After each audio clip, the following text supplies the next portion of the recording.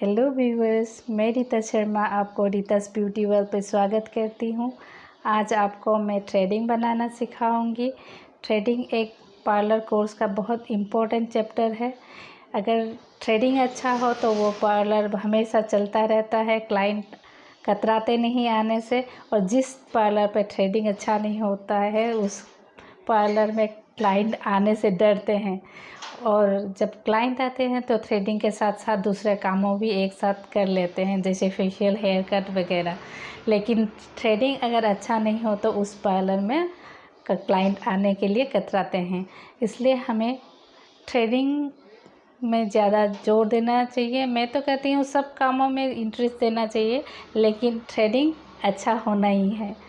अगर थ्रेडिंग अच्छा हो तो आपका पार्लर ज़रूर चलेगा। अभी थ्रेडिंग दो प्रकार के होते हैं, एक सफ़ेद और एक ग्रीन। जैसे ये 40 नंबर के हैं, ये 40 नोट के हैं। ये बहुत अच्छा है, कॉटन के रहते हैं। तो पहले हमें ये थ्रेड को मुंह में ऐसा दबा लेना चाहिए।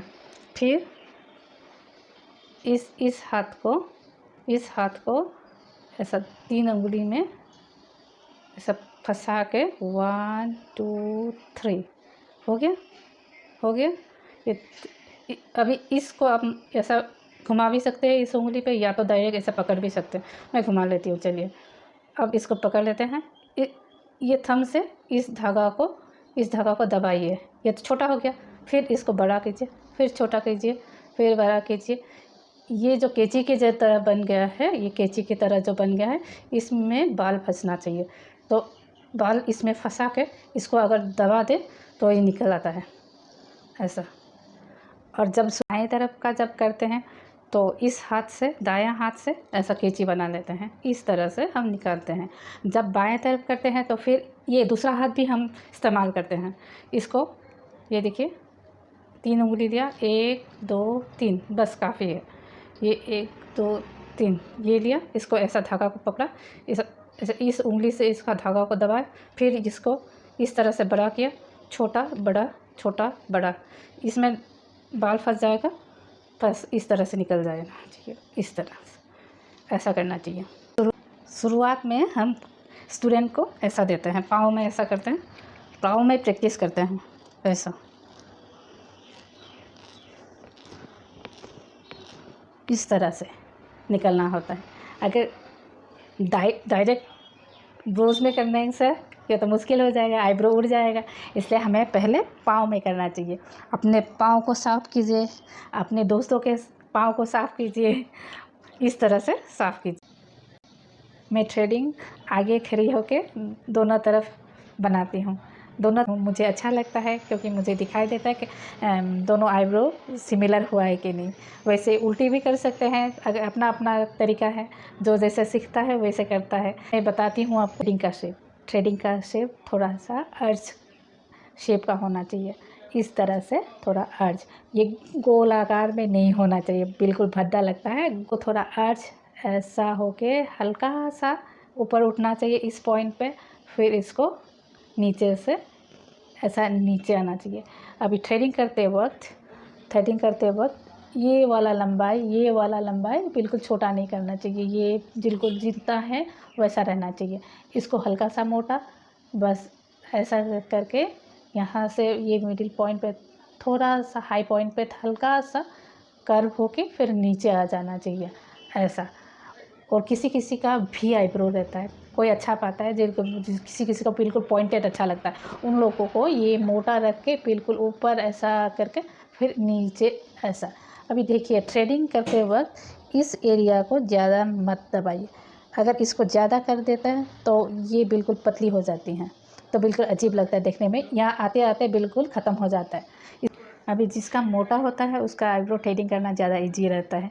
हल्का सा आपने शेप दे दिया और साफ़ कर दिया, बन गया। लेकिन जिसका आईब्रो ज़्यादा पतला है उनका थ्रेडिंग करना ज़्यादा मुश्किल है, क्योंकि बहुत सोच समझ कर देख कर करना होता है। जैसे अगर पतला है तो आईब्रो का आप आउटलाइन दे दीजिए, बस आउटलाइन दे दीजिए, नीचे से भी आउटलाइन दीजिए, बस नीचे नीचे का साफ़ कर दीजिए, उसको ज़्यादा छेड़ना नहीं चाहिए। अभी ज़्यादा डिटेल्स तो मैं यहाँ समझा नहीं पाऊँगी क्योंकि वीडियो बहुत लंबा हो जाएगा। मेरे क्लास में मैं सिखाती हूँ अपने स्टूडेंट को कि कैसा करना चाहिए, क्या करना चाहिए, तो यहाँ इजी रहता है। फिर भी आपको जितना हो सके उतना मैं समझाने की कोशिश कर रही हूँ। आशा करती हूँ आपको अच्छा लगेगा। अब आपको मैं एक पतली आईब्रो को थ्रेडिंग करना दिखाऊंगी, प्रैक्टिकल दिखाऊंगी। आप ध्यान दे के लिखिएगा कैसा कर रही हूँ, हाथ कहाँ कहाँ कैसा चल रहा है मेरा, आप ध्यान दे के देखिएगा। आज आपको बिल्कुल पतला और हल्का आईब्रो पे सिखाने जा रही हूँ जो बिल्कुल घना नहीं है। ऐसा आईब्रोज़ पर थ्रेडिंग करना ज़्यादा मुश्किल रहता है और ज़्यादा रिस्क भी रहता है। एक भी बार इधर उधर चले जाए तो पूरा शेप गड़बड़ हो सकता है। घना आईब्रो पे थ्रेडिंग करना इजी रहता है, इसलिए मैं ऐसा पतला आईब्रो पे थ्रेडिंग सिखाने के लिए जा रही हूँ। आप थ्रेड को सीधी लीजिए और सीधी ज़रा सा तिरछा करके आप ले जाइए, इसको शेप दीजिएगा। अब पहले बीच का कर लेती हूँ। इस दोनों नाक दोनों में ज़्यादा गैप मत कीजिएगा, बिल्कुल सीधी उंगली की तरफ जैसे दिखा रही हूँ उसका सीधा आप बालों को निकाल दीजिए। ज़्यादा ब्रॉड होने से ज़्यादा ये तब अच्छा नहीं लगता, देखने में बिल्कुल भद्दा लगता है। अब क्लाइंट को बोलें कि आप हाथों से खींचें, क्योंकि इस तरफ का स्किन बहुत सॉफ्ट रहता है, अगर ढीली हो जाए तो कट भी आ सकता है। इसलिए क्लाइंट को बोलिए अच्छी तरह से खींचे। अब आप धीरे धीरे इसको शेप देते जाइए, उसमें ज़्यादा लाइनिंग मत दीजिएगा, जस्ट हल्का सा शेप दे के आउटलाइन दे के आप ऊपर तरफ पूरा साफ़ करते जाइए। अब इस तरफ पूरा साफ़ हो गया, उसके बाद आप क्लाइंट को बोले कि ऊपर से और नीचे से आईब्रो को खींचे दोनों हाथों से। अब आईब्रो खींचने के लिए ज़रा क्लाइंट कंफ्यूज हो रही हैं, खींचने के लिए कैसे खींचे। अब क्लाइंट को बोलिए ऊपर का हाथ ऊपर तरफ और नीचे का हाथ नीचे तरफ अच्छी तरह से स्किन को खींचे। अगर स्किन टाइट हो तो थ्रेडिंग करने के लिए ज़्यादा आसान रहता है, साथ ही साथ उसमें बिल्कुल कट नहीं आता। अगर लूज हो जाए तो काट आने के लिए चांसेस है। अब मैं थ्रेड को देखिए तिरछी ले जा रही हूँ। अब मिडिल पॉइंट पे ज़्यादा घुसा मत दीजिएगा, ज़्यादा भी मत कीजिएगा, उसमें हल्का सा यू शेप में दे दीजिए, कर्व होना चाहिए। ये देखिए इस तरफ ज़्यादा बाल है नहीं, कट सा है, बीच बीच में गैपिंग है, वैसा आईब्रो पे आप ज़्यादा आउटलाइन मत दीजिएगा, हल्का सा आउटलाइन दे के छोड़ दीजिएगा। और ध्यान रहे आप लंबाई बिल्कुल मत काटिए, लंबाई रहने से आईब्रो ज़्यादा सुंदर लगता है। आप करते जाइए, छोटा छोटा जो बाल है उनको आप निकालते जाइए। आउटलाइन के लिए ज़्यादा कोशिश मत कीजिएगा, ज़रा सा आउटलाइन देने से इसको घना लगता है। अब मैं छोटे छोटे बालों को पूरा निकाल रही हूँ, कहीं चेक कीजिएगा कहीं रह न जाए। अब क्लाइंट को बोलिए कि नाक के ऊपर से वहाँ खींचे। अब जो धंसा हुआ एरिया है वहाँ हेयर जो निकालने के लिए ज़रा मुश्किल रहता है, नया जो न्यू कमर्स है उन्हें ज़्यादा मुश्किल पड़ता है।